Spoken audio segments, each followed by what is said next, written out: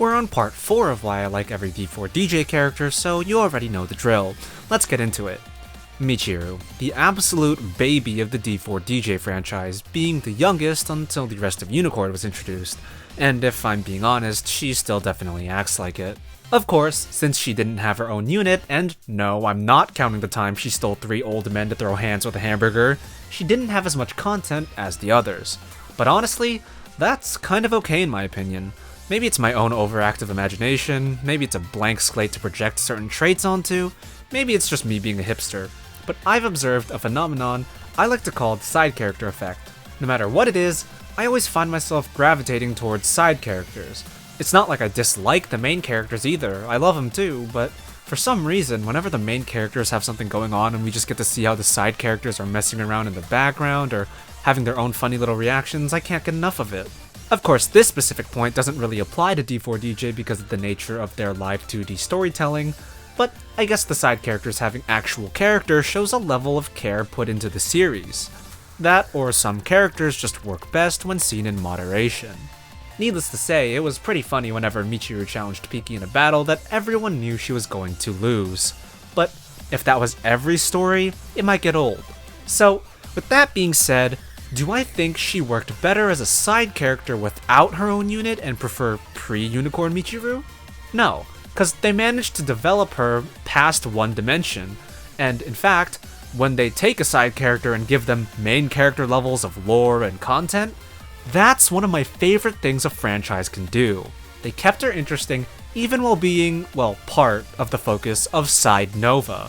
They capitalized off of the fact that the fanbase saw her as an adorable babbling dummy and gave her a set of unit mates that would have good chemistry with that. Now, for Hayate and Kokoa, I feel like I have to do a section on them together. The big lovable dum-dum and the angy little baby. Rinku Mooney almost mirrors Hayate Kokoa with the general vibe of their dynamic. Of course, they don't have the same exact dynamics, that would be boring, but it's funny in the same way, with one major difference. Hayate Kokoa is canon. This opens up a whole new range of possibilities that Hayate can piss off Kokoa with, in the most entertaining ways. There's obviously their interactions like the "I've conceived" incident that show how entertaining it is when they're bickering, or rather when Kokoa is yelling at a clueless Hayate, but if that's all they did, they would be lovers in name only. It's also nice to see them actually acting genuine with each other, even if those moments also end in disaster a lot. And of course, we can examine them individually. Like I mentioned above, Mooney and Kokoa have similar vibes. I feel like Kokoa has everything that works about Mooney.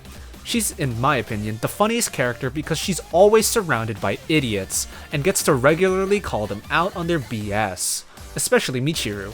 I think the best moments are when she's the only person with common sense in the group and she has to fight for her life to keep that last brain cell of the group intact. As for Hayate, what's not to love about her? She's like the human equivalent of a big old dog. Honestly, now that I said that, she's kinda like Toa's milk. Kind of mellow, doesn't do much, but when she does do something, she does it in full force. And of course, while Kokoa has to deal with Hayate's BS, Kokoa herself has plenty of BS that Hayate puts up with, although she never shows any signs of being bothered by it. Lumina, the main vocalist of Unicorn who happens to be an AI VTuber. Hold on, an AI VTuber? Doesn't that sound familiar? No, not that one. Now, it might be me looking too deep into this, but I think Lumina being both an AI and a VTuber screams Kizuna Ai to me.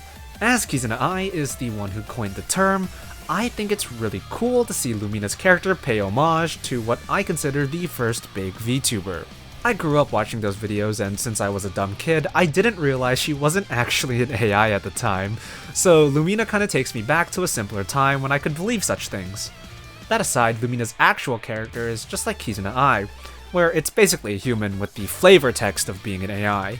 She basically acts completely human, even understanding human emotions better than Miiru does. But I do think it's fun to see her pop up on different devices and have to be brought along in like dolls and stuff. Now for Abyssmare. I know on my channel there have been 2 constants. I stan Photon and I slander Abyssmare. If you couldn't tell, they aren't exactly my cup of tea. But for now, because of the nature of this video, I will stick purely to only positive things. So let's get into what I like about each member of Abyssmare. Nao. Sophia. Honestly, I think she reminds me of Sharo from Gojiusa, and well, I hold Gojiusa very close to my heart, which might be why at first I didn't like her. She was a similar gimmick, but without all the character development because, well, she was new. So why would I get invested? And since this is D4DJ, I didn't really think we would get much development, seeing as fans constantly complain about the characters always learning and relearning the same lessons over and over again because there's a status quo to maintain. But of course, that's just first impressions, and even if they are both scaredy cats and unhealthily obsessed with an overly competent person, with one being blonde, one being purple, they do differ significantly enough. And of course, even if similar, the other characters in D4DJ aren't the same, and thus, her interactions with the other characters are different and therefore interesting. I honestly find her most interesting outside of her gimmick, aka when she's not talking about her obsession with that thing. It's like other people and Noah, they like her character outside of her cute obsession, and I feel like that's a similar case with me. Elsie. I will admit that what I like about Esora, mainly the fact that she was the only rich girl who acted on that fact, is a part of Elsie's character as well. Most D4DJ rich girls barely know they're rich, and those that do don't do much with it.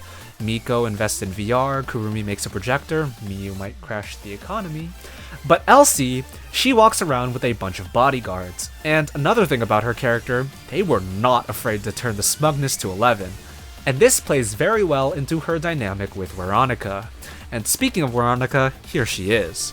This is gonna be a weird comparison, but I think she's quite funny in the same way that Wrath from Ben 10 is funny. Angry, but not with malice, despite all of her outbursts, it's for fun and games. Usually. And of course, there's a soft side to a big grouch with classic Gap Moe that you know I can't ignore. And that'll wrap up the series. What? What do you mean Call of Artemis? What's that?